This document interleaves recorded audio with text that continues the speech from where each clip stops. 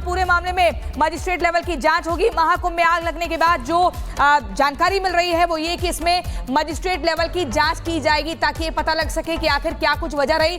Sector magistrate Shivendra Verma जांच करेंगे। आग लगने के कारणों का पता लगाया जाएगा। आग से हुए नुकसान का आकलन भी किया जाएगा। साधु संतों ने साजिश की आशंका व्यक्त की थी। साधु संतों की तरफ से कहा गया कि किसी की ये साजिश है, कोई शरारती तत्व है जिसकी वजह से भयंकर आग लगी, क्योंकि इस आग लगने की वजह से एक साथ 22 टेंट जो है वो चपेट में आए थे और इसी के चलते मजिस्ट्रेट लेवल की जांच के आदेश अब दे दिए गए हैं। मजिस्ट्रेट जांच कराई जाएगी इस पूरे मामले में ताकि तस्वीर साफ हो पाए। मीनाक्षी ग्राउंड जीरो से हमारे साथ लगातार बनी हुई है।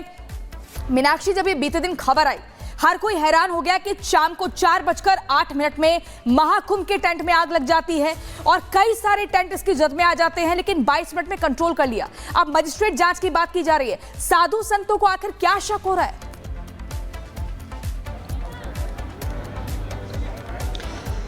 बिल्कुल, देखिए जांच के जो आदेश है वो जारी कर दिए गए हैं। हम सीधे बात करेंगे, मां पवित्रानंद गिरी जी हमारे साथ हैं, उन्हीं से हम बात करेंगे। ये कहा जा रहा है कि क्या कोई साजिश थी, क्या साजिश का आशंका आप लोग भी व्यक्त कर रहे हैं?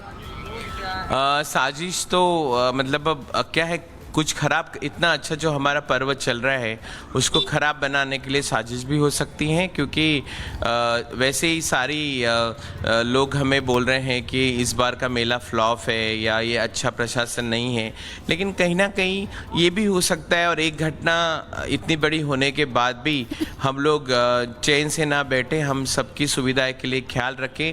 और सुना है कि सिलेंडर फट गया। सिलेंडर फटा तो कपड़ों की टेंट में सिलेंडर या कोई भी ऐसी ज्वलंत वस्तु नहीं होनी चाहिए, ये पहले बता देना चाहिए, क्योंकि अच्छा है कि वहाँ पे कोई जीव हानि नहीं हुई है, कोई इंसान की जान नहीं गई है, सब टेंट जल गए हैं। लेकिन ये दोबारा से हमारे प्रशासन ने और सरकार ने ख्याल रखना चाहिए, क्योंकि पिछले साल जब किन्नर अखाड़े में माघ मेले में रात को 2 बजे आग लगी थी और आधे पौन घंटे के बाद जब तक पूरा जल गया उसके बाद फायर ब्रिगेड की गाड़ियाँ आई थी और बहुत परेशान थे हम लोग। तब हमारे पास भी कोई ऐसा व्यक्ति नहीं था, कोई ऐसा लीडर या नेता नहीं आया था कि हमारा हाल ले।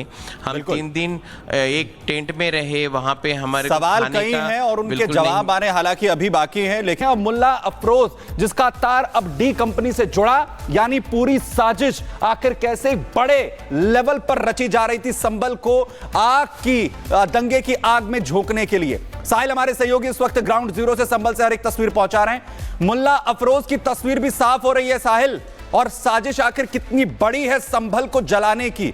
लोग दावा यह कर रहे थे कि जो संभल के अंदर मुसलमानों को टारगेट किया जा रहा है, लेकिन हकीकत कुछ और है। हाँ जी बिल्कुल, अब कहीं ना कहीं जिस तरीके से अफरोज की गिरफ्तारी हुई है, इससे डी कनेक्शन जो है संभल हिंसा से जुड़ता हुआ नजर आ रहा है। और यही वजह है कि यूपी पुलिस के साथ देश की जो तमाम एजेंसियां हैं वो एक्टिव हो चुकी है। आखिरकार अफरोज जो कि शारिक साटे का करीबी है और शारिक साटा दाऊदी अब्राहिम का गुर्गा बताया जाता है, तो ये पूरे जो नेक्सस है, जो पूरे तार है, वो कहीं ना कहीं अब डी कंपनी से जुड़ते हुए नजर आ रहे हैं। अब पुलिस का मानना है कि अफरोज की कस्टडी की मांग की जाएगी और इसके आधार पर जो बाकी जो आरोपी, जो बाकी बदमाश जो शारिक साटा गैंग से जुड़े हुए हैं, उनकी जानकारी पुलिस हासिल करने का दावा कर रही है। पुलिस का कहना है जो इसके पास से मोबाइल फोन बरामद किया गया, मोबाइल फोन से कई जो सबूत हैं पुलिस को मिल सकते हैं कि आखिरकार कैसे इंटरनेशनल कॉलिंग के जरिए जुड़ता था, कितने लोगों से इस संपर्क में रहा है, 24 नवंबर हिंसा के बाद से किस किस जगह पे अपना छिपा हुआ था, किन किन लोगों ने इसको छुपाने के लिए अपने घरों में पनाह दी थी, वो पूरा जो रिकॉर्ड है पुलिस वो खंगालने में लगी हुई है। और पुलिस का मानना है कि अफरोज की गिरफ्तारी के बाद शारिक साटा पे भी जो है पुलिस जल्द नकेल कर सकती है। शारिक साटा मोस्ट वांटेड इंडिया का ऑटो लिफ्टर है जो कि इस समय दुबई में बैठा हुआ है, और जो अफरोज गिरफ्तार हुआ है, अफरोज जो है विदेशी हथियारों का सप्लायर भी कहा जाता है। तो देखने वाली बात है कि आखिरकार मौके से विदेशी खाली कारतूस और खोखे मिलना और विदेशी पिस्टल का सप्लाई करना अफरोज के मुताबिक, तो कहीं ना कहीं ये कनेक्शन डी कंपनी को जोड़ते हैं। और आने वाले दिनों में और ये वो खुलासे हैं जो हकीकत बयां कर रहे हैं कि संभल के अंदर आखिर आग किसने लगाई, जो खुलासे लगातार हो रहे हैं। साहिल, बहुत शुक्रिया इस तमाम जानकारी के लिए। चलिए अब आगे बढ़ते हैं और अब बात करते हैं घर वापसी की। एक तरफ महाकुंभ प्रयागराज पूरी तरह से सज धज कर तैयार है और तमाम भक्त आस्था की डुबकी लगा रहे हैं, लेकिन अब जो परिवार हैं वो घर वापसी आखिर कैसे सनातन में कर रहे हैं, बताएंगे आप। हिंदुत्व कैसे जगेगा, हिंदू राष्ट्र कैसे बनेगा, और जो हिंदू नहीं है उनको घर वापसी कैसे कराई जाए जो धोखे से चले गए, चाहे वो इस देश के इस्लाम में हो।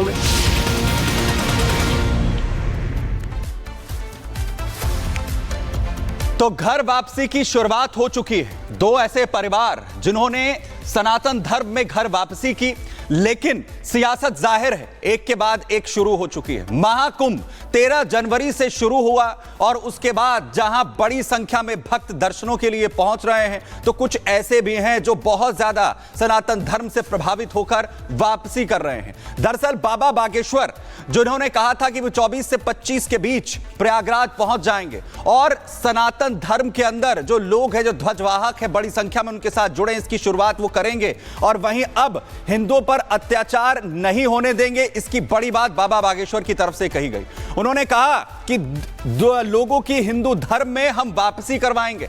उनकी तरफ से यह भी कहा गया है कि भारत के ईसाई भी हिंदू हैं, मुस्लिम भी हिंदू हैं और उनकी घर वापसी होनी चाहिए। उनका हम मार्ग जो है वो प्रशस्त करेंगे, उनके लिए हम रास्ता बनाएंगे। और बाबा बागेश्वर प्रयागराज में पहुंचकर इसकी कोशिश करते हुए दिख रहे हैं। हिंदू राष्ट्र बनाने के लिए एक बड़ी मुहिम छेड़ने की बात भी बाबा बागेश्वर की तरफ से कही गई है।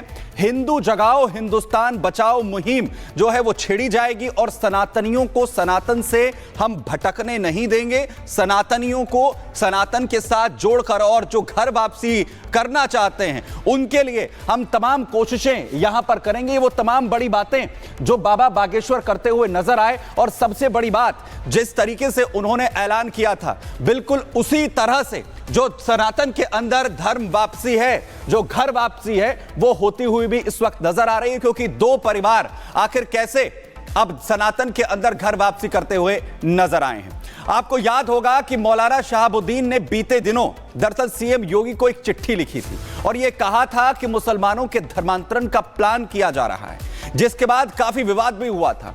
अभी तक महाकुंभ से ऐसी कोई बात निकलकर सामने तो नहीं आई कि कहीं किसी का महाकुंभ में घर वापसी हुई हो, लेकिन मध्य प्रदेश के खंडवा में दो मुस्लिम परिवारों की तरफ से अपनी इच्छा से हिंदू धर्म अपनाया गया है। तो उधर बाबा बागेश्वर भी कह रहे हैं कि घर वापसी होगी। जिनके पूर्वज हिंदू धर्म छोड़कर मुस्लिम और ईसाई बने थे, वो अगर घर वापसी करना चाहते हैं तो दरवाजे सभी के लिए खुले हुए हैं।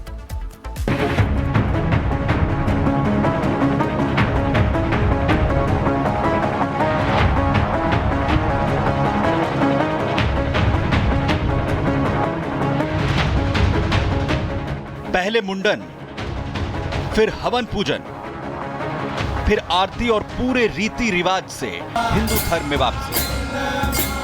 ये तस्वीरें मध्य प्रदेश के खंडवा से सामने आई। पूरे विधि विधान से खंडवा का इमरान अब ईश्वर बन गया है। तो खंडवा के ही भागगढ़ का रहने वाला दूसरा युवक मुस्तफा चिश्ती, जिसने इस्लाम धर्म छोड़कर हिंदू धर्म स्वीकार कर लिया है। ये गौर करने वाली बात है कि मुस्तफा चिश्ती के पिता इकबाल अली भामगढ़ मस्जिद में सालों तक इमाम रहे, लेकिन उनके बेटे